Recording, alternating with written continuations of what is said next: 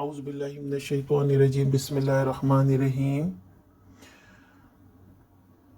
وقل للمؤمنات يغضضن من أبصارهن ويحفظن فروجهن ولا يبدين زينتهن إلا ما ظهر منها وليضربن بخمرهن على جيوبهن ولا يبدين زينتهن إلا لبولتهن أو آبائهن أو آباء بولتهن أو أبنائهن أو أبناء بولتهن أو إخوانهن أو بني إخوانهن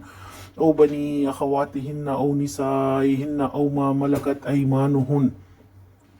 أو التابعين غير أولي الإربة من الرجال أو الطفل الذين لم يظهروا على عورات النساء ولا يضربن بأرجلهن ليعلم ما يخفين من زينتهن وتوبوا إلى الله جميعا أيها المؤمنون لعلكم تفلحون۔ اور اے نبی صلی اللہ علیہ وسلم مومن عورتوں سے کہہ دیں کہ اپنی نظریں بچا کر رکھیں اور اپنی شرمگاہوں کی حفاظت کریں اور اپنا بناؤ سنگھار نہ دکھائیں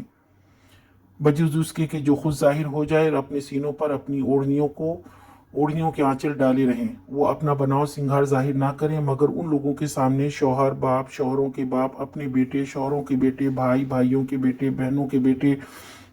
اپنے میل جول کی عورتیں اور اپنے مملوک، وہ زیر دست مرد جو کسی اور قسم کی غرض نہ رکھتے ہوں، اور وہ بچے جو عورتوں کی پوشیدہ باتوں سے ابھی ناواقف ہوں، وہ اپنے پاؤں زمین پر نہ ماریں کہ اپنی جو زینت انہوں نے چھپا رکھی ہے اس کا لوگوں کو علم ہو جائے۔ اے مومنو، تم سب مل کر اللہ سے توبہ کرو، توقع ہے کہ فلاح پاؤ گے۔ پچھلی آیت میں اللہ تعالیٰ نے مومن مردوں کو نظریں جھکانے کا حکم دیا ہے اور اب ساتھ ہی عورتوں کو بھی نظریں جھکانے کی تاکید کی ہے۔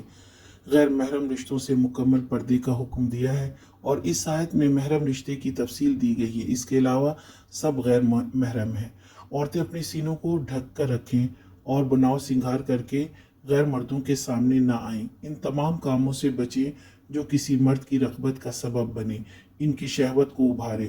آیت کے آخر میں اللہ تعالیٰ نے فرمایا کہ یہ سب باتیں مومنین کی فلاح کے لیے ہے، اس میں ان کی کامیابی ہے۔